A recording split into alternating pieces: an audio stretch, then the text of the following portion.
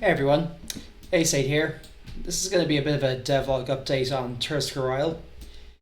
I'm going to be updating the demo version and probably later today, maybe tomorrow, with a few minor updates I'll come to later. This is basically just a walkthrough of the main map itself. Now, it's going to be broken down into different sectors. This initial one where you start has almost no scenery, apart from this. Okay, this is obviously a bit rubbish. The textures are stretching, but there's not much I can do about that yet. You start here with a boat, and you can get in here via a sewer entrance that they've forgotten to secure. That will lead into this next sector here, and please ignore the text there. That's just me putting something there for debugging. I did have this bizarre issue with things falling through the floor earlier. Just game physics things. I'm gonna leave that sort of thing in, just as a very obvious oh shit, things have gone wrong thing. I much prefer that than me wondering why the hell is this not working. So yeah, pretty tight quarters. This is basically meant to be a sewer, and yes, the textures are a bit odd. I have not figured out how to do that. I suck at 3D modeling. There is going to be an option to go up here, but you will have to get past this grate. There will be a control for it somewhere. And I haven't put a portal or a lift down or ladder down here yet because this is going to be the sewers to the processing unit, or where the spammers turn people into other spammers. There's also this little bridge here where this spam bot is going to just keep walking back and forth. Do not run underneath him because he might hear you, or hear for that matter. And that there's going to be a portal up here to the next sector. Also another portal over here, which I'll come back to the sectors in a moment. A couple of things I do need to mention. You probably see these untextured boxes. I'm using them to define navigation and collider scenery for the player and NPCs. This is something I learned the very hard way on Turret Baffler. Making the colliders too complex really hurt the performance, and there's another thing I'll mention later when I move into the next sector. There's not going to be much loot here. There's these there might be a few more notes, or maybe some graffiti. This is something I put in instead of ladders, and this is in the demo because I am literally a one-man team. I just cannot bring myself to spend time animating something, and it'll probably look awful. There's a note inside the demo/tutorial which casts a lampshade on this. So this is what this looks like unshaded. Let me just turn off that. Here is it, display normal. Here's what it looks like normally. Much gloomier, grimmer than it looks like. And I have found that this level here, the storeroom, is way darker than this looks. But that just works fine. That's why you have a torch. That's why the spammers have torches. So there's going to be a lot of loot in this particular section here, but it's all locked behind a couple of keypads, and you'll have to find those elsewhere. The idea being to try and force you to or encourage you to explore, but you don't have to. There's going to be more in some of these rooms. There is a small vent you can crawl through here. I might go back and add more to the rest of these just to provide some extra options. So yeah, just going back to the thing I mentioned about navigation. Cut over to the where was it? Stores level. Breaking these down into different subsections so I can work on them as I need. So if I turn off the visual scenery, you'll see this is pretty much the entire of where the bots can walk. Blocked by doors, blocked by shelves, barrels, crates.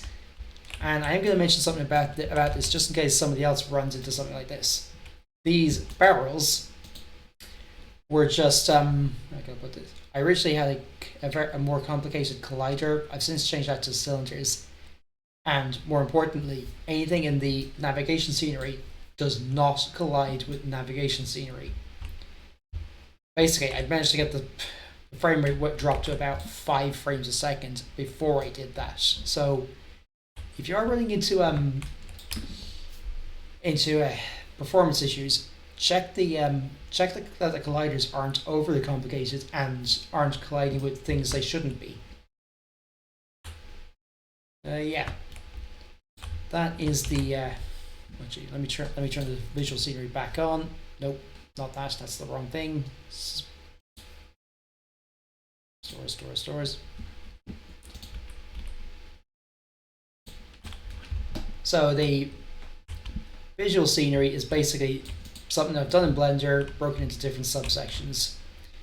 It also does add colliders for the player, just so I don't have to, because I can do that very much more quickly than I can just manually dragging out these CSG meshes.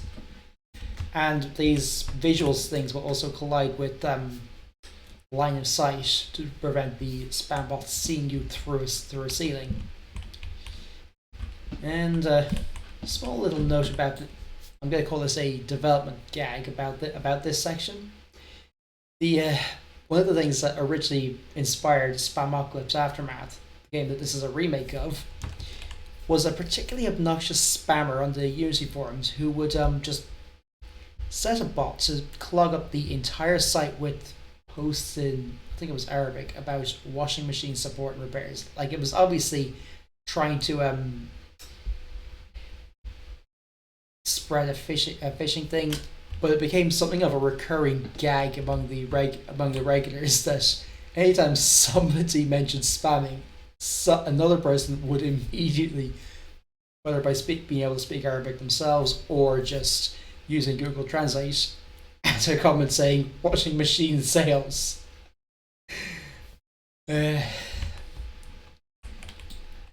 don't know why I find that funny. I guess it's a form of catharsis to laugh at these, to take the piss out of them. So moving on to the other things I've changed. And for that, I need to go back to this overnode, which I should rename to tutorial. Yeah, I've added the player's boat, some sea, some water into their arriving by sea. Now this says default NVG, this says default lean. Those are just the translation keys. If I just run this very quickly, you'll see it basically is graffiti showing the default controls. And this will also show the UI changes I've made.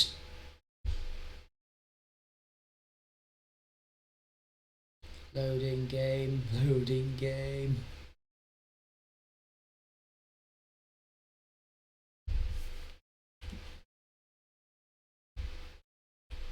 So press F to use this.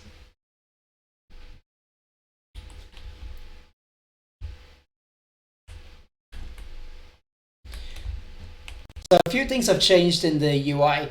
They're no longer sliders, they're actually texture progress bars. Should have done that ages ago, but didn't know how to. And in the top left, there's one for call it the sector heat. Hang on a second. Right.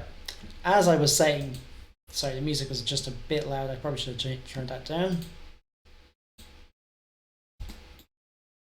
So up here in the top left corner, we have the global heat meter. Once this gets full, where we have too many sectors have been alerted, that's when they're going to start pumping gas throughout the place. More of a note to the player to get out, or if they haven't equipped a gas mask. And just to reiterate, I am going to be making those equipment choices locked behind achievements, basically as a way to encourage you to explore further. Yeah, so not much there. Well, one other thing I'm going to mention: if you've previously played the demo,